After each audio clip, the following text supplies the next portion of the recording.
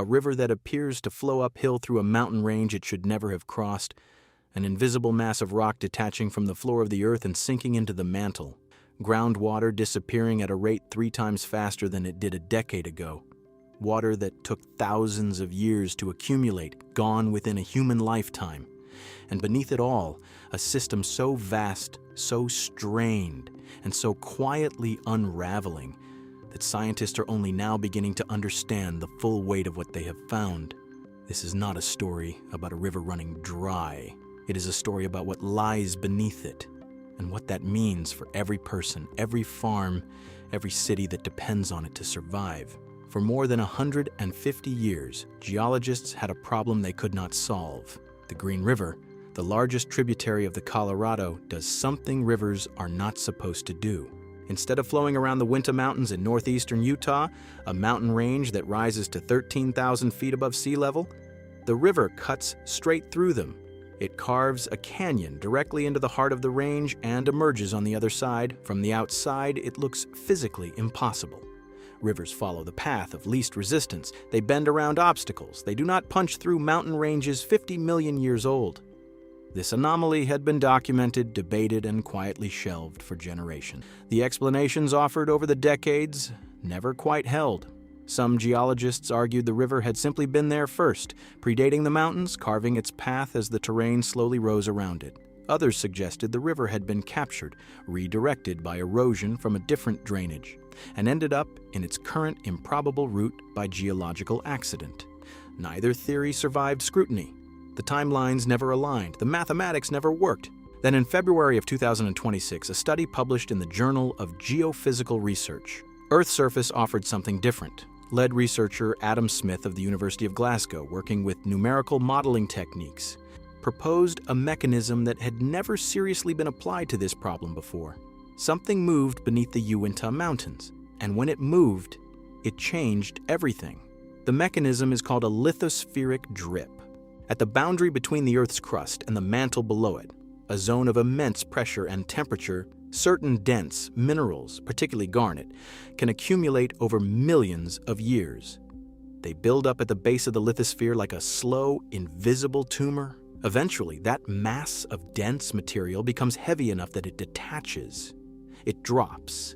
It sinks into the hotter, less dense mantle rock beneath it, pulled downward by its own weight in a process that happens over millions of years but is, in geological terms, catastrophically fast. When this drip occurred beneath the Uinta Mountains, the effect on the surface was dramatic. The weight pulling downward caused the terrain above to temporarily subside, to lower. The mountain shrank, not by erosion or collapse, but by the removal of the weight that was holding the crust pressed upward. And during that window of subsidence, somewhere between 2 and 5 million years ago, the Green River found its path. It carved its channel through terrain that was at that moment lower and more accessible than it had ever been, or would ever be again. Then the drip detached fully. The downward pull vanished. The terrain rebounded upward, as crustal rock does when a load is removed, rising back toward its original elevation. The mountains reasserted themselves, but the river did not stop. Rivers, once they establish a channel, do not retreat. The Green River had already carved too deep into the bedrock. It simply continued cutting downward as the terrain rose around it, maintaining its improbable course through sheer geological momentum. The seismic evidence for this event is still visible today. Tomographic imaging, essentially an ultrasound of the Earth's interior, has detected a cold, circular anomaly approximately 120 miles beneath the Uinta Mountains. It is between 50 and 100 kilometers in diameter. It is the remnant of that detached mass, now embedded in the upper mantle like a scar.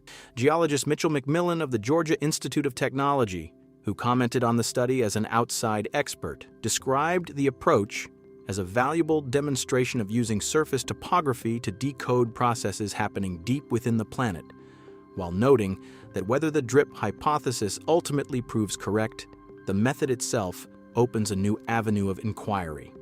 What the discovery means beyond solving a geological puzzle that had lingered for a century and a half is this: the Earth beneath the Colorado River system is not static. It has never been static. The landscape that holds the river defines its course and supports every ecological and human system built along it, was shaped by forces operating miles beneath the surface, forces so slow they are invisible on any human timescale, and so powerful they redirect rivers through mountains.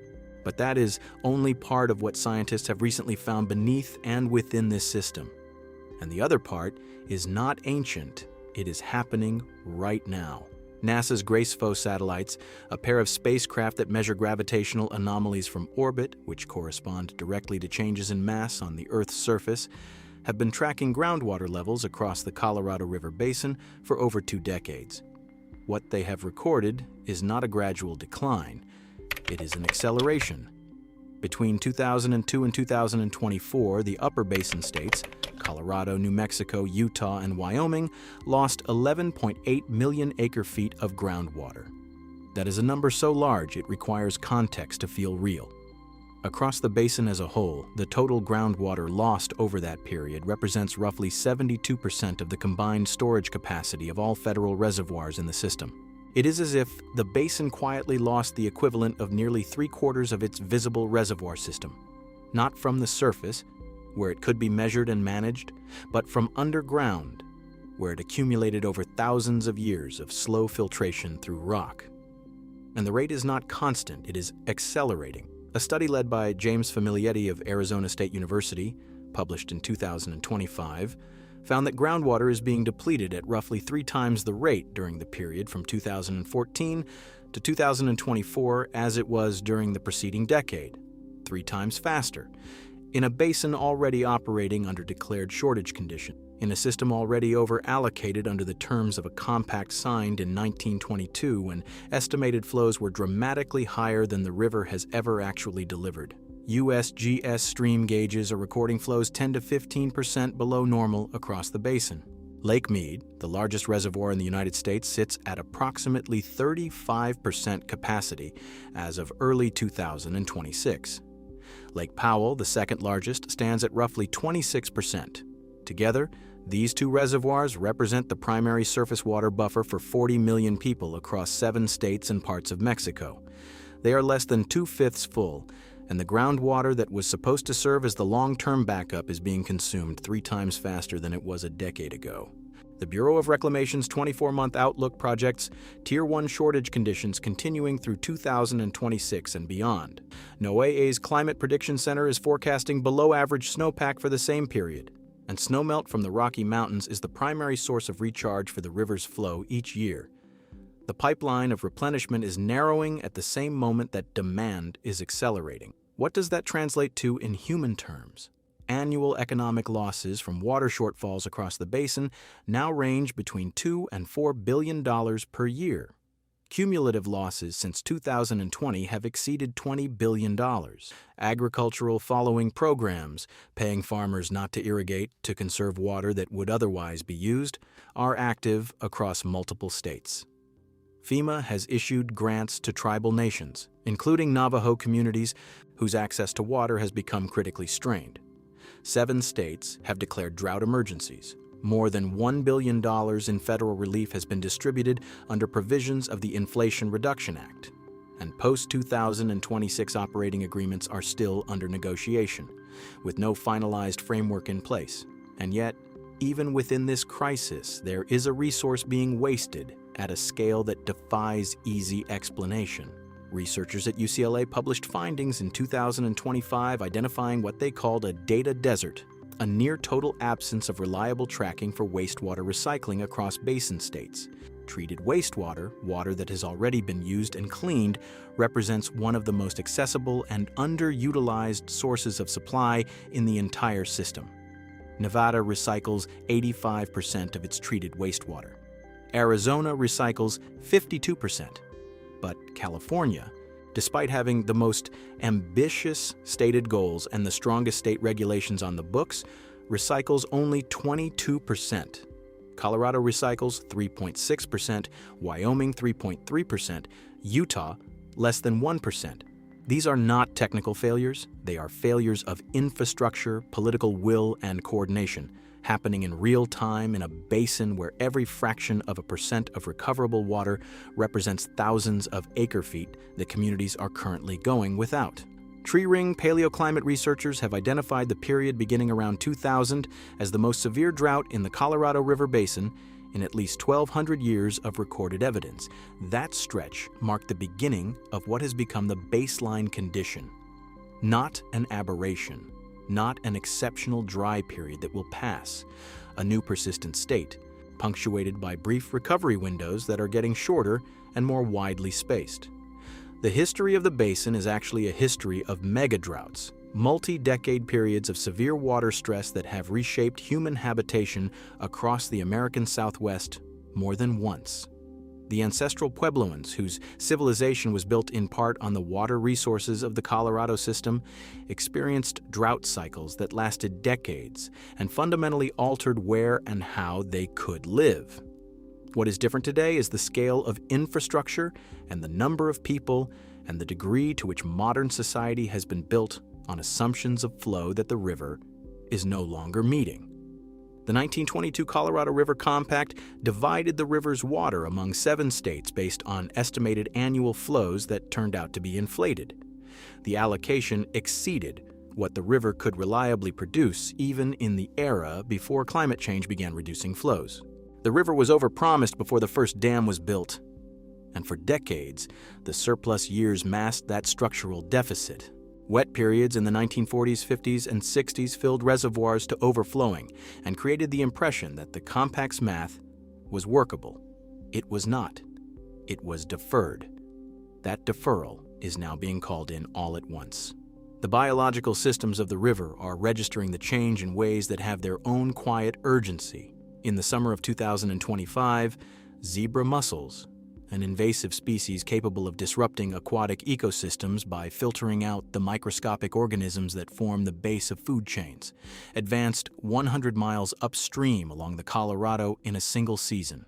They had previously been contained near the Grand Junction area. By October of 2025, confirmed by multi-agency sampling, adult mussels were found as far upstream as Glenwood Canyon near the Eagle River confluent. Their probable entry point, a private lake that had been treated for zebra mussels in August of that same year, raising questions about containment protocols and the ease with which a single point of contamination can spread across a system with no internal barriers. Simultaneously, smallmouth bass, green sunfish, and carp have been detected in backwater sloughs downstream of dams in the Grand Canyon area near the junction with the Little Colorado River. These are not simply unwanted fish. They are predators capable of consuming native species that have existed in this river system for millions of years. The humpback chub, a native fish that has survived in the Colorado through conditions that would eliminate most species, had only recently been downlisted from endangered to threatened following decades of conservation effort. Within roughly a year of that downlisting, adult smallmouth bass were confirmed in areas that had been designated as critical habitat zones, having survived passage through hydropower turbines at the dams.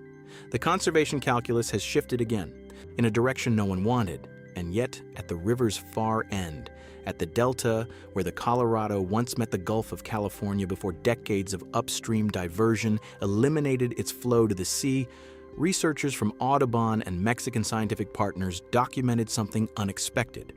A study published in Waterbirds, the International Journal of Waterbird Biology, in the fall of 2025, found that surveys of the Colorado River Delta revealed twice as many shorebirds as previous estimates had counted.